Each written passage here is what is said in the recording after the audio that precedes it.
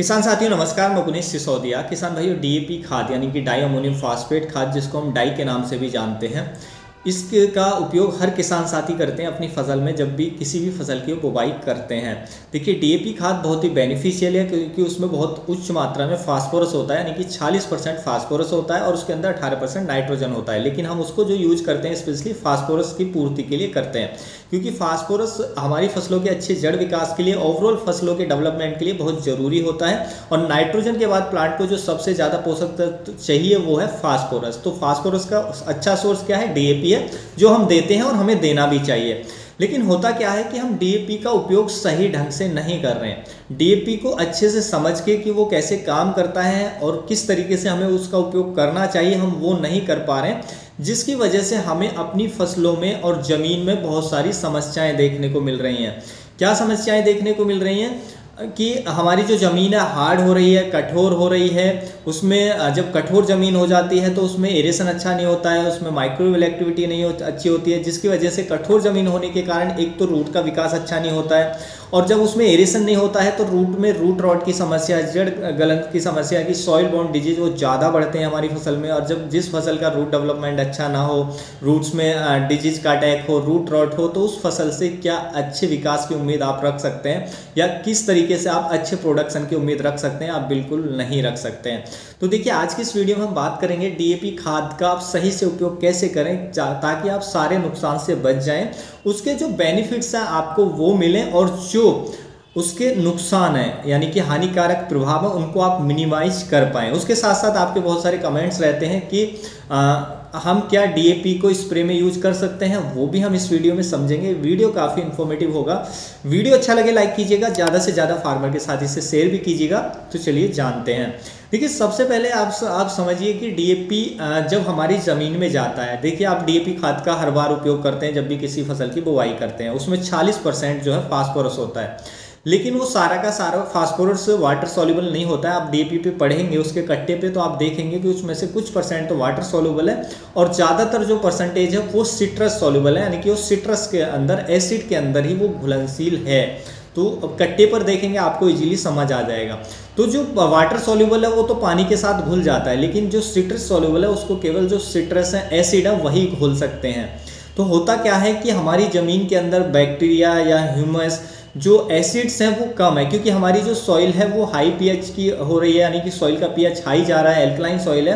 तो उसमें जो एसिड्स हैं, ऑर्गेनिक एसिड्स हैं, उतने नहीं है, क्योंकि हम ऑर्गेनिक खाद भी नहीं दे रहे हैं, माइक्रोवेव एक्टिविटी को भी उतना नहीं बढ़ा रहे हैं, जिससे जो एसिड्स रिलीज हो, जिससे जो सिट्रस सॉल्युबल होती है, एसिड में घुलनशील जो फास्फोरस होती है, वो तो कभी हमारे पौधे को मिल ही नहीं पाती है।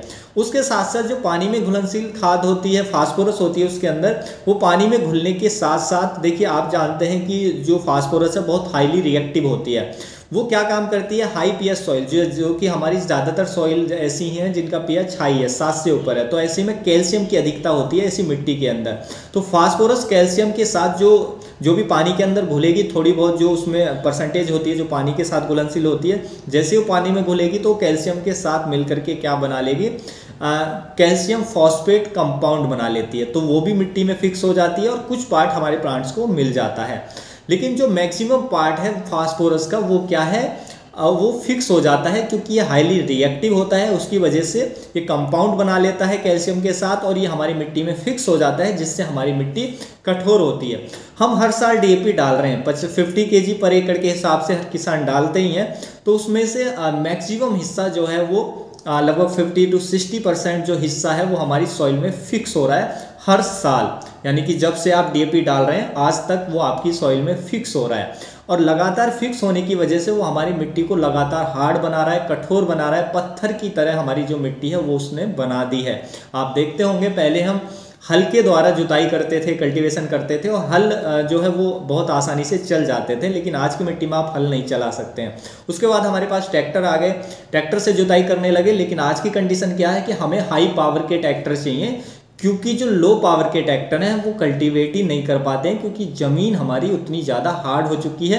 उसका जो सबसे बड़ा रीज़न है, हालांकि और भी रीज़न है, लेकिन जो सबसे बड़ा रीज़न है वो है डीएपी खाद, फास्फोरस खाद का फिक्स होना हमारी ज़मीन के अंदर।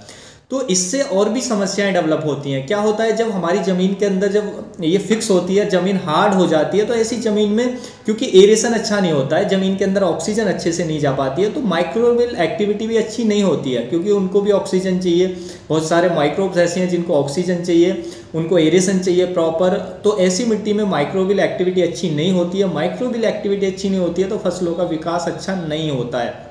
उसके साथ साथ ऐसी ज़मीन के अंदर क्योंकि ऑक्सीजन नहीं जाती है, तो क्या होता है कि हमारी फसलों की जड़ों में रूट रॉट यानी कि गलन की समस्या ज़्यादा आती है, क्योंकि जड़ों में एरेशन नहीं होता है, वहाँ ऑक्सीजन प्रॉपर नहीं पहुँचती है। तो जो फंगस है, सॉइल बॉर्न फंगस, वो ज़्यादा अटैक करती है। उसके साथ साथ जब सॉइल कठोर रहती है तो उसमें जो जड़ों का विकास है वो भी धीमा होता है, कम होता है, उतना ज़्यादा रूट डेवलपमेंट नहीं हो पाता है। तो ऐसी मिट्टी में क्या होता है, डिजीज ज़्यादा बढ़ रहे हैं, रूट डेवलपमेंट अच्छा नहीं हो रहा है। जो भी रूट डेवलपमेंट बढ़ा है उसमें रूट रॉट का अटैक होता है, क्योंकि उसमें एरेशन नहीं हो रहा है। तो ऐसी फसल से आप क्या उम्मीद रख सकते हैं जिसकी रूट्स का विकास अच्छा ना हो, रूट्स में पहले ही उसमें फंगस का अटैक हो गया हो, जो भी डेवलपमेंट रूट्स का हुआ है उसमें किसी फंगस का अटैक हो जाए। तो ऐसी फसल से आप क्या अच्छे उत्पादन की उम्मीद रख सकते हैं? नहीं रख सकते हैं। और ऐसी मिट्टी के अंदर जो फसल है वो अच्छी होती भी नहीं है। तो इसलिए अगर हमें इन समस्याओं से बचना है तो हमें क्या करना है कि जो हमारी मिट्टी के अंदर जो फास्फोरस है वो फिक्स हो रही है, उसको हमें सॉल्युबल बनाना है, यानी कि हमें उसको प्लांट के लिए उपलब्ध कराना है। आप चाहे तो जो डीएपी खाद का उपयोग है उसको 1-2 साल के लिए बंद भी कर सकते हैं, क्योंकि आप सॉइल टेस्ट कराकर देख लीजिए।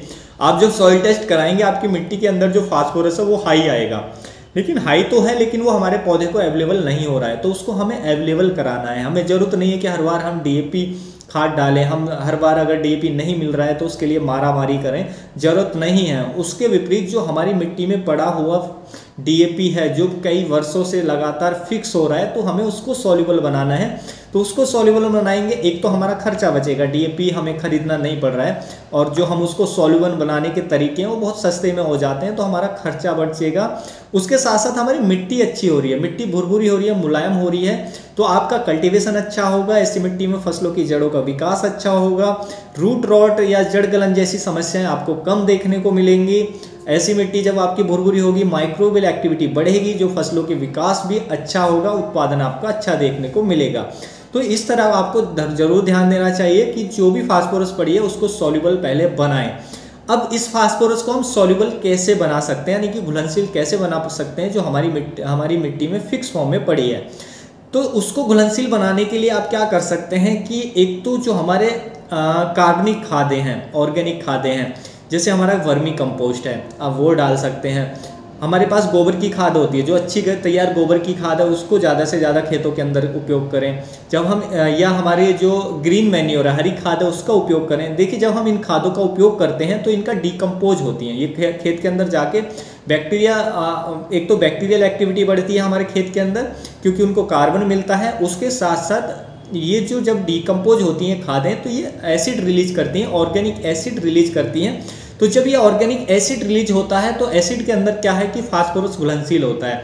तो वो क्या करता है कि जो कंपाउंड है कैल्शियम फॉस्फेट, जो कंपाउंड बना चुका है तो उसको कैल्शियम अलग कर देगा, फास्फोरस को अलग कर देगा, यानी कि उनकी जो बॉन्डिंग है उसको तोड़ देगा।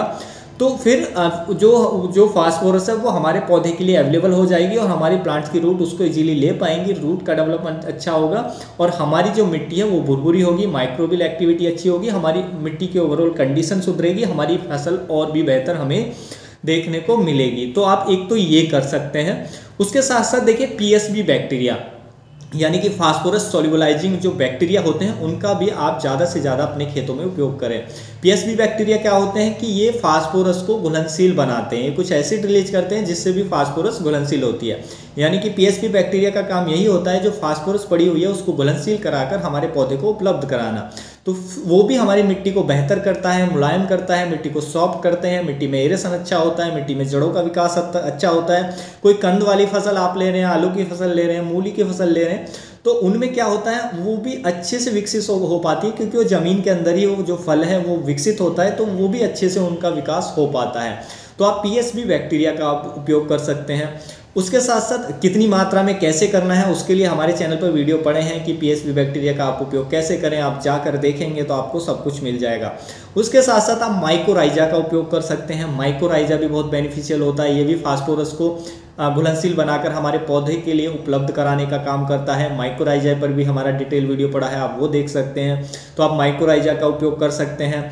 एक और जो आप उपयोग कर सकते हैं वो है हमारा सल्फ्यूरिक एसिड। आप सल्फ्यूरिक एसिड का भी खेत के अंदर उसको चला सकते हैं। सल्फ्यूरिक एसिड चलाने से भी जो मिट्टी है बहुत जल्दी भुरभुरी होती है। जो हमारा फास्फोरस है बहुत बड़े पैमाने पर बहुत तेज़ी से सॉल्युबल होती है, यानी कि बहुत जल्दी घुलती है। हमारी जो मिट्टी है वो भुरभुरी होती है। और सल्फ्यूरिक एसिड जब हम खेत में चलाते हैं तो हानिकारक जो पैथोजन है उनको भी वो ख़त्म करने का काम करती है। तो सल्फ्यूरिक एसिड का भी आप सॉइल के अंदर यूज कर सकते हैं, पानी के साथ चला सकते हैं उसकी कुछ मात्रा को, तो उससे भी जो फास्फोरस है वो सॉल्युबल होगी। तो ये कुछ तरीके हैं, इनसे आप जो आपकी मिट्टी के अंदर फास्फोरस पड़ी हुई है उसको सॉल्युबल करके अपने प्लांट को उपलब्ध करा सकते हैं, जिससे जड़ डेवलपमेंट अच्छा होगा। फास्फोरस अच्छा मिलेगा तो निश्चित मानकर चलिए आपकी फसलों की जड़ों का विकास अच्छा होगा। और जब फास्फोरस घुलनशील हो जाएगा तो मिट्टी भी आपकी भुरभुरी होगी, उसमें एरेशन अच्छा होगा, जड़ों तक ऑक्सीजन प्रॉपर पहुंचेगी, तो जिससे जो रूट रॉट, जड़ गलन या और भी जो सॉइल बोर्न डिजीज हैं वो आपको कम देखने को मिलेंगे। तो जिससे आपका जो प्रोडक्शन है वो बेहतर होगा, ओवरऑल जो प्रोडक्शन है वो आपका अच्छा देखने को मिलेगा। तो इस तरीके से आप डीएपी के जो नुकसान है उनसे बच सकते हैं। तो उम्मीद है किसान भाइयों जो आज की जानकारी आपको अच्छी लगी होगी। जानकारी अच्छी लगी तो वीडियो को लाइक कीजिएगा, ज़्यादा से ज़्यादा फार्मर के साथ इसे शेयर कीजिएगा ताकि उन तक भी ये जानकारी पहुंच सके। मिलूंगा मैं आपको एक और नई वीडियो में नई जानकारी के साथ, तब तक के लिए आप अपना ख्याल रखिएगा। धन्यवाद।